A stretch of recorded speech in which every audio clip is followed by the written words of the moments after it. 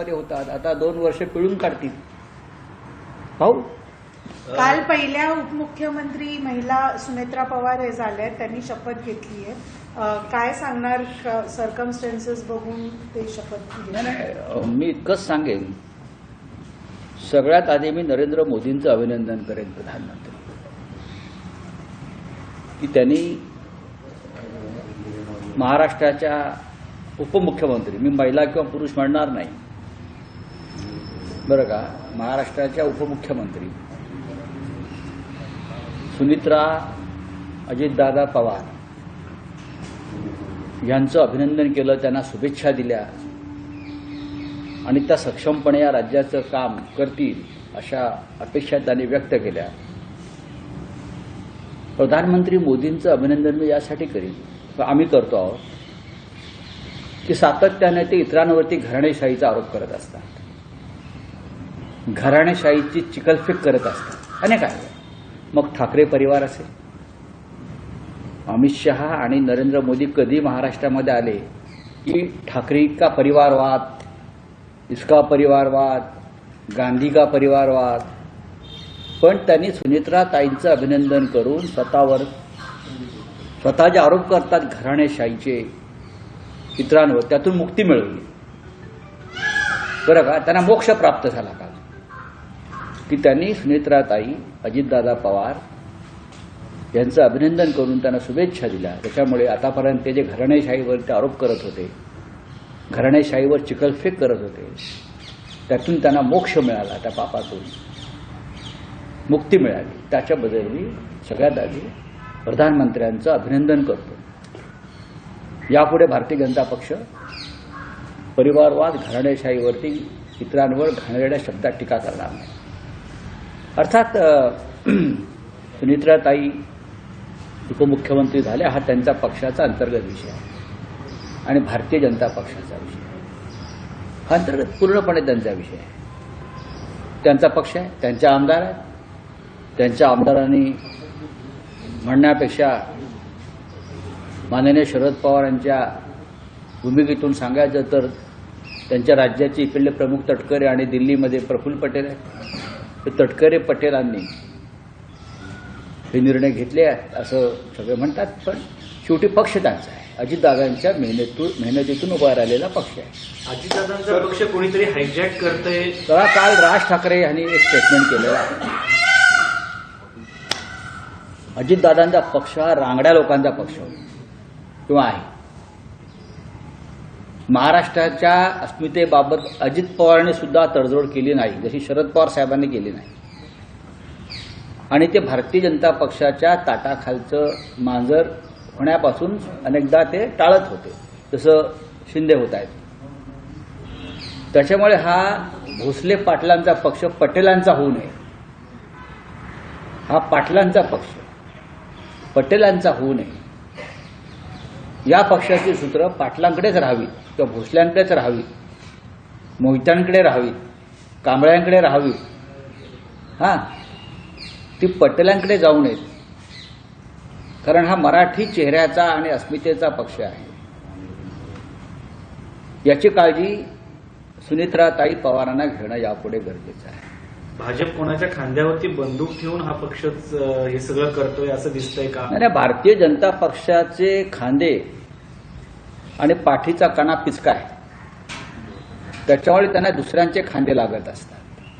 बरं का, त्यांना दुसऱ्यांचेच खांदे लागतात आणि त्या पद्धतीने दुसऱ्यांचे खांदे वापरून महाराष्ट्रातल्या अनेक व्यक्ती, संस्था, पक्ष यांचा काटा ते काढत असतात. तुमचा आग्रहाला लेख सांगतो सर की शरद पवार यांच्या मनात असतं तर अजित पवार हे मुख्यमंत्री सुद्धा झाले असते.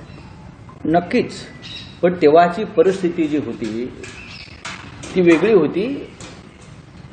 प्रणव मुखर्जी हे सक्रिय होते राजकारणामध्ये आणि चर्चा पुढे सरकत नव्हती सरकार बनवण्याची त्यावेळेला. त्याच्यामुळे शरद पवार साहेबांचा असा तोडगा काढला की काँग्रेसनं मुख्यमंत्रीपद घ्यावं आणि मंत्रिमंडळात 2 जास्तच्या जागा राष्ट्रवादीला मिळाव्या. पण तेव्हा अनेकांचं असं म्हणणं होतं की पवार साहेबांनी ताणून धरलं पाहिजे होतं. पण शरद पवारांचा जो स्वभाव आहे राजकारणातला तो फार ताणून धरण्याचा नाहीये. ते कायम संयमाची भूमिका घेतात. त्याच्यामुळे सतत त्याच्यावर चर्चा होत असते की पवार साहेबांनी मनात आणलं असतं तर अजित पवार पण मुख्यमंत्री व्हायलाही भाग्य लागतं. अनेकदा असे अनेक लोक मुख्यमंत्री बनलेत की ज्यांची क्षमता आणि लायकी नाही. विशेषतः भाजपच्या काळामध्ये आपण अनेक राज्यात पाहिलं असेल. अनेक सक्षम लोकांना बाजूला करून अनेक होयबांना मुख्यमंत्री केलेले आहे. अजित पवारांसारखे लोक हे कधी होयबा झाले असं मी तरी पाहिलं नाही. लोकसभेत चर्चा आहे विलिनीकरणाची. त्या विलिनीकरणामध्ये शरद पवार म्हणतात की विलिनीकरण व्हावं ही अजित पवारांची इच्छा होती. तसा निर्णय याच्याबद्दल तुम्हाला होणार होता. हा, मी शरद पवारांच्या मताशी सहमत आहे, कारण माझ्याकडे ती माहिती होती. असं की जरी आम्ही शिवसेनेमध्ये असलो, आमचा पक्ष वेगळा असला, तरी आमच्या आघाडीतल्या पक्षाचं काय चाललंय, ज्या बातम्या येतात त्या खऱ्या आहेत का, कितपत खऱ्या आहेत, याच्याविषयी आम्ही जे प्रत्यक्ष त्यातले सहभागी लोक असतात त्यांच्याशी अनेकदा चर्चा केल्या की नक्की काय होत आहे. त्याच्यामध्ये दोन्ही बाजूच्या लोकांनी ही खात्रीनं सांगितलं की अजितदादांनी दोन पक्षांना एकत्र यावं यासाठी पुढाकार घेतलेला आहे. बैठका सुरू आहेत. त्यांच्या सहकाऱ्यांची मनधरणी म्हणण्यापेक्षा मन वळवण्याचं काम सुरू आहे. त्या संदर्भात अनेकदा बैठकाही दोन पक्षांच्या झाल्याची आमची माहिती आहे. अजित पवार यांनी जरी पक्ष बदलला असला किंवा त्यांनी वेगळा निर्णय घेतला असला तरी अनेकदा मला असं जाणवलं की त्यांच्या मनामध्ये माननीय शरद पवार यांच्याविषयी कमालीची आस्था, आदर आणि ओलावा हा शेवटपर्यंत होता. एका विशिष्ट कारणानं त्यांना पक्ष बदलावा लागला.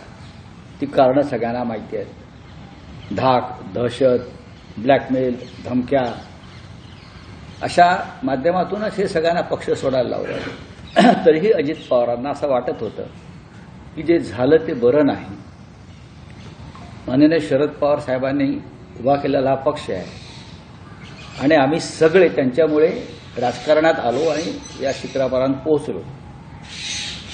पण त्यांच्याच पक्षातले काही लोक अजित पवारांना हे करण्यापासून रोखत होते, कारण त्यांची दुकानं बंद झाली असती. खास करून म्हणजे आता शरद पवारांची विलिनीकरणाची जी भूमिका होती शरद पवारांची ती पुढे जाऊ नये म्हणून हा तातडीनं घाट घातला गेला. असं म्हटलं जातं आणि त्यात तथ्य असायला हरकत नाही. बरं का, दिल्लीमध्ये जे दोन व्यापारी राजकारणी सत्ताधारी बसलेले आहेत त्यांना महाराष्ट्रामधले मराठी मराठी नेते एकत्र यावे असं कधीच वाटणार नाही. फोडा झोडावर राज्य करा ही.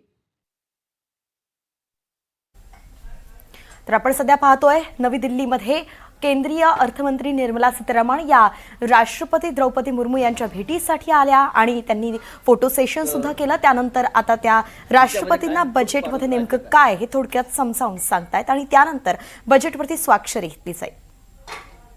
प्रफुल्ल पटेल या सगळ्या याच्यामध्ये व्हिलनच्या भूमिकेत दिसताना पाहायला मिळतात किंवा करण्याच्या भूमिकेत पाहायला मिळतात. बघा, याच्यावरती मी कसं काय मत व्यक्त करणार, कारण हा त्यांचा पक्ष आहे. ते त्या पक्षाचे प्रमुख आहेत. कोणी राष्ट्रीय स्तरावरती काम करताय, कोणी महाराष्ट्राच्या स्तरावर काम करताय. सुमित्राताई पवार आता राज्याच्या उपमुख्यमंत्री झालेल्या आहेत. त्याच्यामुळे हा त्यांच्या पक्षाचा अंतर्गत विषय आहे. उपमुख्यमंत्री पदाचा जरी निर्णय झालेला असला तरी राष्ट्रीय अध्यक्ष पदाचा अजून निर्णय झालेला नाहीये. त्यामुळे एक प्रकारे राष्ट्रीय अध्यक्षपद आपल्या हातात ठेवून महाराष्ट्र, बघा, हा पक्ष तुम्ही कितीही सांगितलं तरी हा प्रांतीय पक्ष, हा महाराष्ट्रातला पक्ष. त्याच्यामुळे महाराष्ट्रातल्या पक्षाचा राष्ट्रीय अध्यक्ष हा पाटील, भोसले, कांबळे, जाधव असाच असावा, ही लोकभावना आहे.